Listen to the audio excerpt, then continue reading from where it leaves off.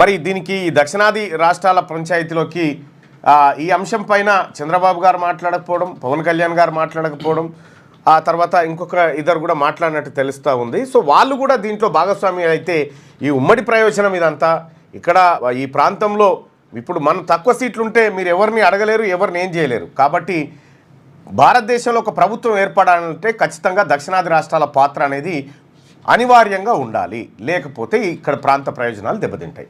So మొత్తానికి నిన్న చెన్నైలో జరిగినటువంటి కార్యక్రమంలో హాట్ టాపిక్గా మారింది. ఇటు బీఆర్ఎస్ పార్టీ నుంచి కేటీ రామారావు బృందం, అటు కాంగ్రెస్ పార్టీ నుంచి మహేష్ కుమార్ గౌడ్, అలాగే మహేష్ కుమార్ గౌడ్తో పాటు రేవంత్ రెడ్డి గారు కూడా వెళ్ళడం జరిగింది.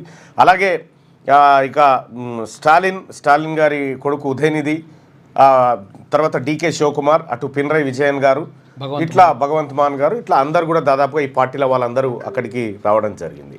సో మరి అది ఎక్కడికి దారితీస్తుంది? ప్రధానంగా వాళ్ళు చేస్తున్నటువంటి డిమాండ్ డీలిమిటేషన్ ప్రక్రియ చేస్తే మొత్తం పెరిగేటువంటి సీట్లలో 33% సీట్లు దక్షిణాదికి ఇవ్వండి, లేదు అంటే 25 సంవత్సరాల పాటు దీన్ని వాయిదా వేయండి అనేటువంటిది ప్రధానంగా చెప్తున్నటువంటి మాట, ఈ డిమాండ్. సో ఈ అంశం ఇట్లా ఉంటే ఇక అసెంబ్లీలో హాట్గా చర్చ జరుగుతూ ఉంది.